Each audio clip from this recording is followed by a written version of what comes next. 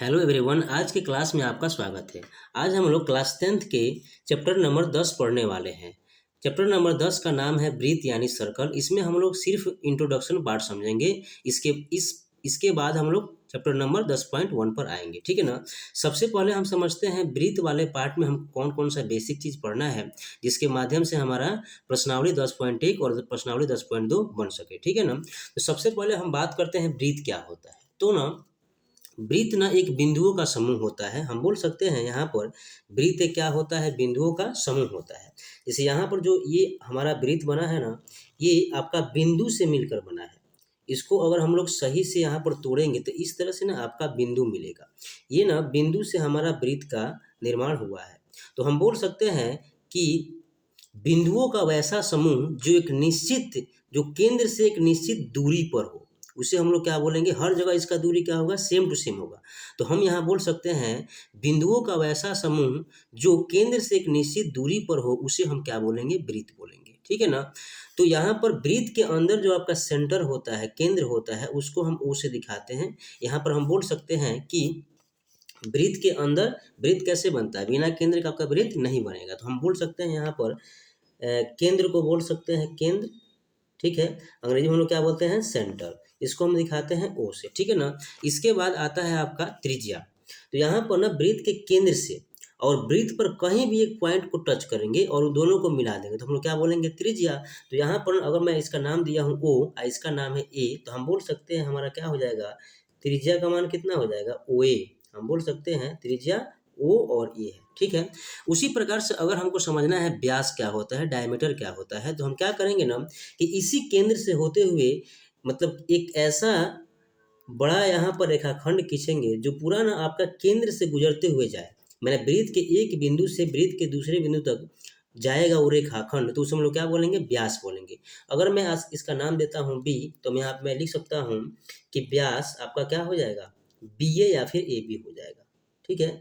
तो हमने अभी क्या समझा है कि वृत्त क्या होता है। वृत्त बिंदुओं का वैसा समूह होता है जो केंद्र से निश्चित दूरी पर हर जगह सेम टू सेम मतलब निश्चित दूरी पर होता है, उसे हम लोग क्या बोलते हैं, वृत्त।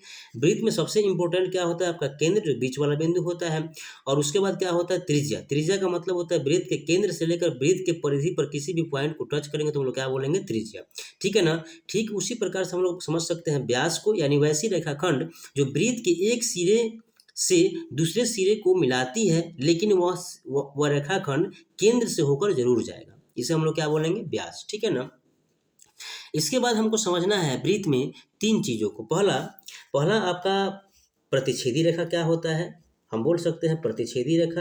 पहला आपको समझना है प्रतिच्छेदी, प्रतिच्छेदी रेखा, रेखा। और दूसरा क्या हो जाएगा आपका अप्रतिच्छेदी रेखा, अप्रतिच्छेदी रेखा। और तीसरा होता है आपका स्पर्श रेखा, स्पर्श रेखा, ठीक है। तो यहाँ पर ना हम समझते हैं सबसे पहले कि यहाँ पर ना प्रतिच्छेदी रेखा हम किसको बोलेंगे। मान लेते हैं हमारा ये ना वृत्त है, ठीक है। तो वृत्त होगा तो सिंपल सा बात है, इसमें केंद्र भी होगा और व्यास भी होगा, त्रिज्या भी होगा, ठीक है। लेकिन बात यहाँ पर है प्रतिच्छेदी रेखा, ये इसका दूसरा नाम होता है छेदक रेखा।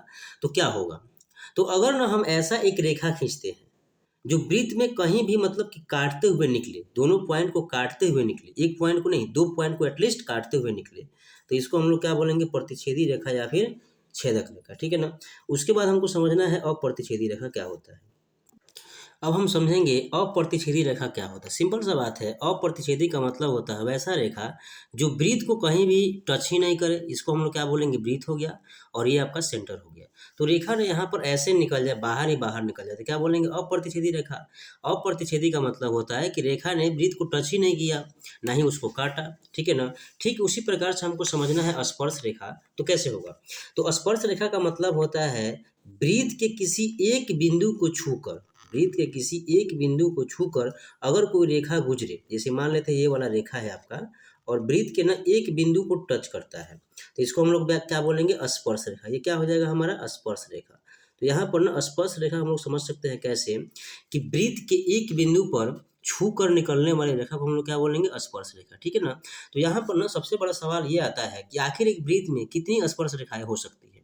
तो ना वृत्त हमारा बिंदुओं से मिलकर बना हुआ है, बहुत सारे यहाँ पर बिंदु है, तो हर एक बिंदु से अलग अलग स्पर्श रेखाएं निकलती है। जैसे मान लेते हैं कि यहाँ पर इस पॉइंट से ऐसे निकल जाएगा, ठीक है, यहाँ से ऐसे निकल जाएगा, तो हम कह सकते हैं वृत्त के अंदर, वृत्त में ना बहुत सारे स्पर्श रेखाएं हो सकती है। लेकिन सवाल अगर ऐसा बोला जाए कि वृत्त के एक बिंदु पर कितना स्पर्श रेखा हो सकता है, तो केवल एक, क्योंकि वृत्त के एक पॉइंट पर टच करने वाला केवल एक ही रेखा होता है, यानी एक बिंदु पर बहुत सारे स्पर्श रेखाएं नहीं हो सकते हैं। हम यहाँ पर वृत्त के अंदर बोल सकते हैं वृत्त में बहुत सारे स्पर्श रेखाएं होते हैं, लेकिन वृत्त के एक बिंदु पर केवल और केवल एक ही स्पर्श रेखा होता है। तो अभी हमने क्या समझा, वृत्त क्या होता है, केंद्र क्या होता है, त्रिज्या क्या होता है, व्यास क्या होता है, प्रतिच्छेदी रेखा क्या होता है और अप्रतिच्छेदी रेखा क्या होता है। इसके बाद में हमको समझना है प्रमेय के बारे में। हम यहाँ समझते हैं जो हमको पढ़ना है प्रमेय, यहाँ पर ना दो प्रमेय हमको पढ़ना पड़ेगा। जैसे ना प्रश्नावली 10.1 में एक अलग प्रमेय है और प्रश्नावली 10.2 में एक अलग प्रमेय है, ठीक है ना। तो प्रमेय 10 पॉइंट, जिसे प्रमेय 10.1 क्या बोलता है, यहाँ पर प्रमेय हम इसको समझते हैं। प्रमेय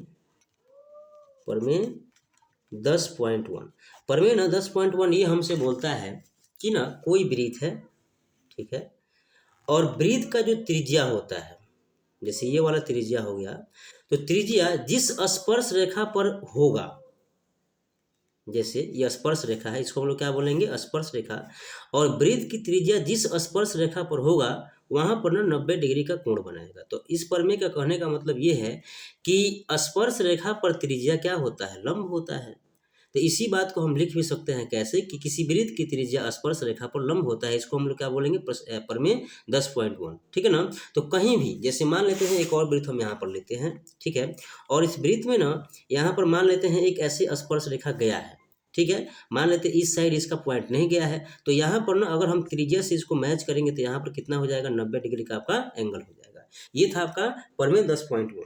अब ना उसी तरह से प्रश्नावली 10.2 को करने के लिए एक और प्रमेय हमको पढ़ना पड़ेगा। यहाँ पर ना प्रमेय बोला है कि ना, अगर हम बात करते हैं प्रमेय 10.2 का, प्रमेय 10.2 क्या बोलता है, तो प्रमेय ना 10.2 ये बोलता है, प्रमेय 10.2 ये बोलता है कि मान लेते हैं कोई वृत्त है, ठीक है, और वृत्त है तो यहाँ पर बहुत सारी स्पर्श रेखाएं हो सकती है, ये मान लेते हैं केंद्र है।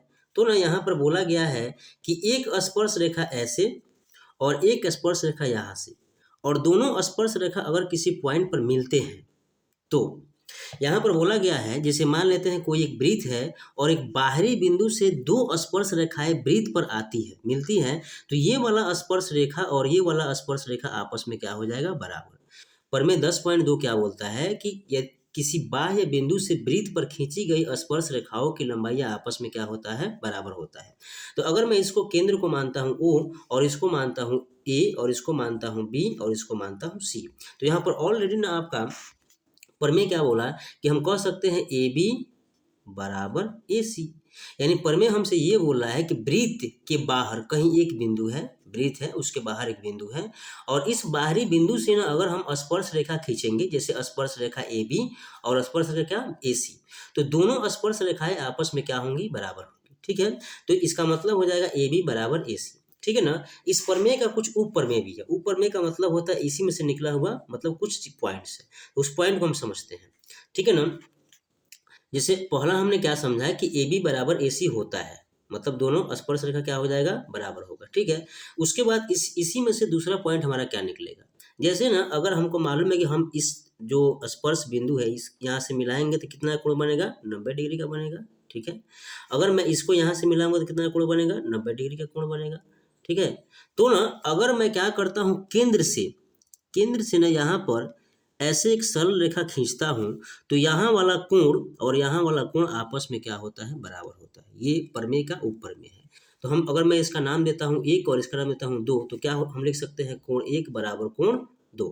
ठीक उसी प्रकार से यहाँ जो दो आपका एंगल बनता है, इसको अगर मैं नाम देता हूँ 3, इसका नाम देता हूँ 4, तो 3 और 4 भी आपस में क्या होंगे, बराबर होंगे। तो 3 बराबर क्या हो जाएगा, 4। तो यहाँ पर ना हम बोल सकते हैं कि हमारा AO एक तरह से समद्विभाजक का काम करता है, ठीक है। यानी देखो सीधा हम समझते हैं, वृत्त है, वृत्त के बाहर एक बिंदु है, उस बिंदु से अगर दो स्पर्श रेखाएं खींचते हैं तो दोनों आपस में क्या होता है, बराबर होता है। लेकिन हम क्या करते हैं, उस स्पर्श रेखा पर जो बिंदु आपका बी और सी है उसको अगर हम सेंटर से टच कर मतलब यहाँ पे मिला देते हैं तो हमारा यहाँ 90 का कोण बनेगा और यहाँ कितना बनेगा 90 का कोण बनेगा। तो ना अगर मैं क्या करता हूँ केंद्र से जो बाहरी बिंदु है उसको मैं मिलाता हूँ तो एक रेखाखंड बनता है। तो रेखाखंड ना एक समद्विभाजक होता है केंद्र पर बने हुए कोण को और यहाँ बाह्य बिंदु पर बने हुए कोण को। तो हम बोल सकते हैं कोण 1 बराबर कोण 2 या फिर कोण 3 बराबर कोण 4। ठीक है ना। इस प्रकार से आपका प्रश्नावली 10.1 और प्रश्नावली 10.2 का कॉन्सेप्ट बेसिक कॉन्सेप्ट खत्म हुआ। अब हम लोग करेंगे अगले वीडियो में प्रश्नावली 10.1 का क्वेश्चन। ठीक है ना। यहीं पर हम लोग समाप्त करते हैं।